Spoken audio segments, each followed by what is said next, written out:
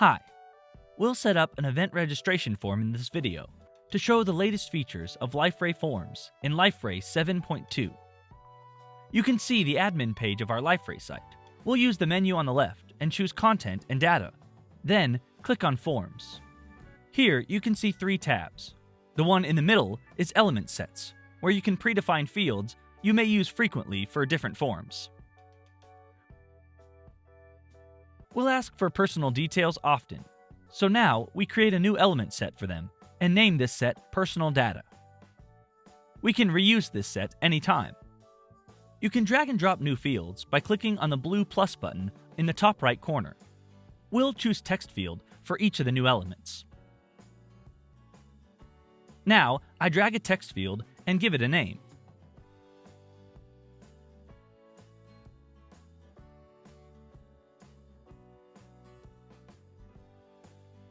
You can also mark this field as mandatory.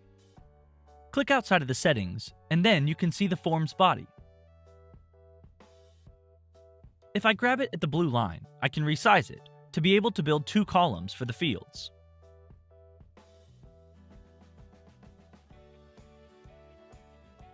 I drag the next field and name it Company.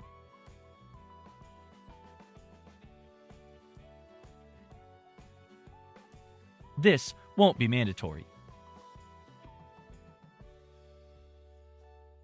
In the second row, we'll have the contact details.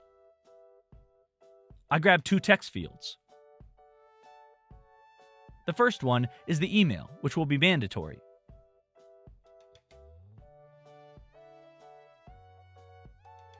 You may want to have validation.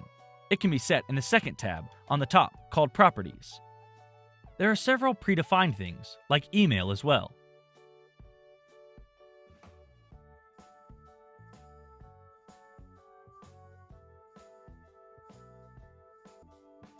You can set an error message for the case if the entered data is not the right email format.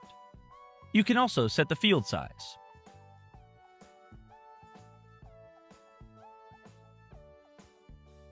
Let's drag one more text field to ask for a phone number, which is not mandatory, but I want to validate its format.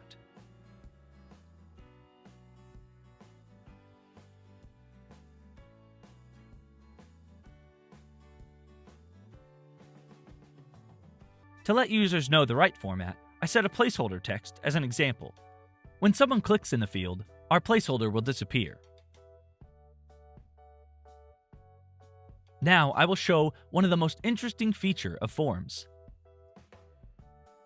You may want to validate a regular expression beyond email validation, or check if a field contains a predefined value. I can set it by using Does Not Match the filter. I want to collect phone numbers that contain a plus character and numbers that can be separated by a maximum of 3 dashes. I click to the left arrow to go back to Forms. Now, I'll create the exact form I want to publish for the roadshow participants. Let's click on the blue button and name the new form as Liferay Roadshow 2019. I can use the element set I created before, so I choose Personal Data. You may see that field properties also came from the previous settings. We have all the mandatory fields, placeholders, and regular expression.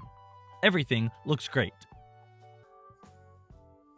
I forgot to set an error message for the phone number validation. Let's update this field.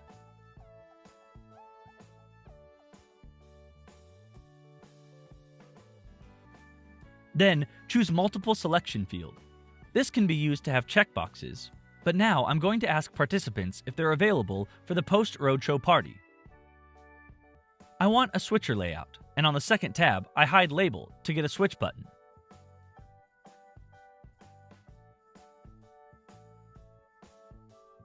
That's enough for the first page. Let's create the second page by clicking on the 3 points. I'm going to create a table using the grid to collect information about food intolerances. Now I'll show how you can edit texts, adding a mark word to the question. I add a text field to ask what other ingredients may result in an allergic reaction.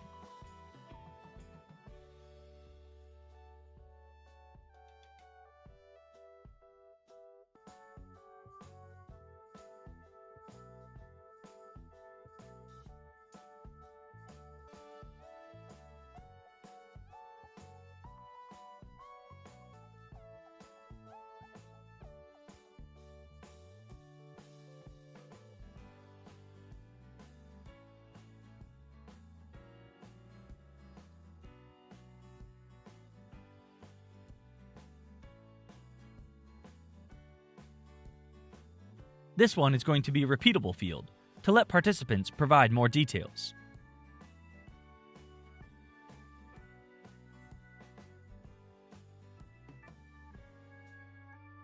Then I had the last page. If someone won't attend our party, we'll skip the second page and redirect them to this third page. I choose paragraph field because I want to show the agenda of our event.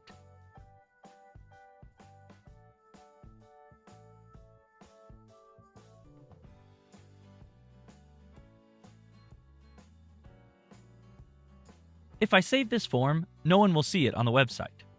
The system autosaves by default, but you may define an autosave interval to avoid losing data in the control panel.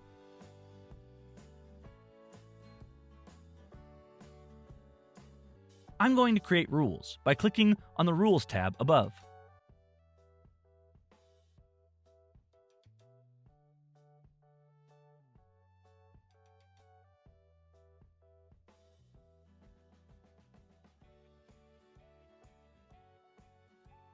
I want to show the third page, excluding the second one, if someone does not show interest in the party, by clicking on our switcher on the first page.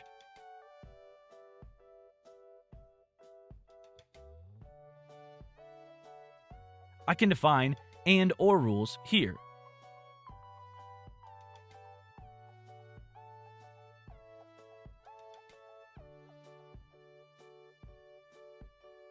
For example, I may want to show a new and mandatory field in a given situation.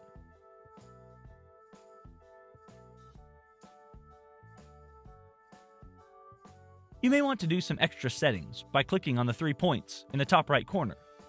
You may use a CAPTCHA or send new form entries through a workflow.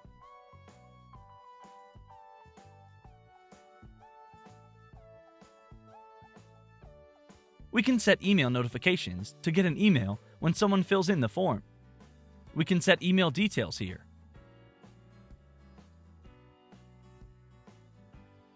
You may also want to require participants to log in to the portal.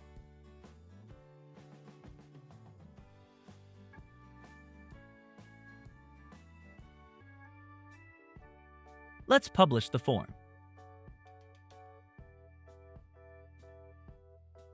If I click on the hyperlink button, I can get a direct link for the form, which means I can ask anyone to fill it out through mail. It means that I do not need to create a new page and drag the form portlet to that page. I'm going to check how my new form works. Let's fill in name and company name and leave email empty for the first attempt.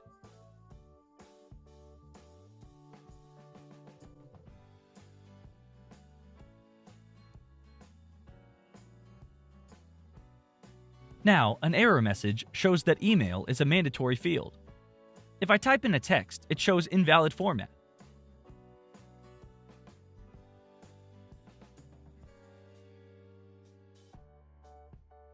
Let's do the same for the telephone number. The form would let me go to the next page if I leave phone number empty, as it is not a mandatory field. I'm not interested in the party, so I'm redirected to the third page. Let's do a second test.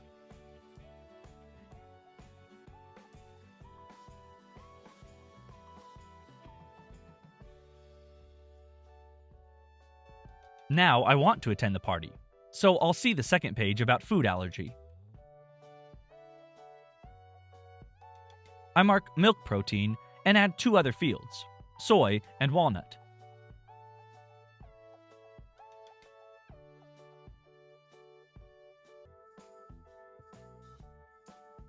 Then hit Submit.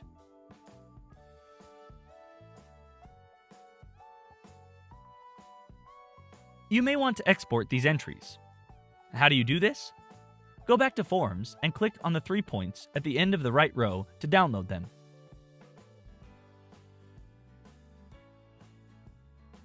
You can scroll right to check if we have all details.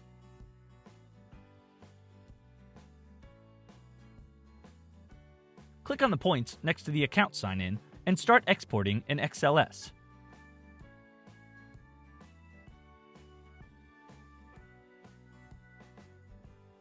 Okay, we have the sheet. Here are the fields exported.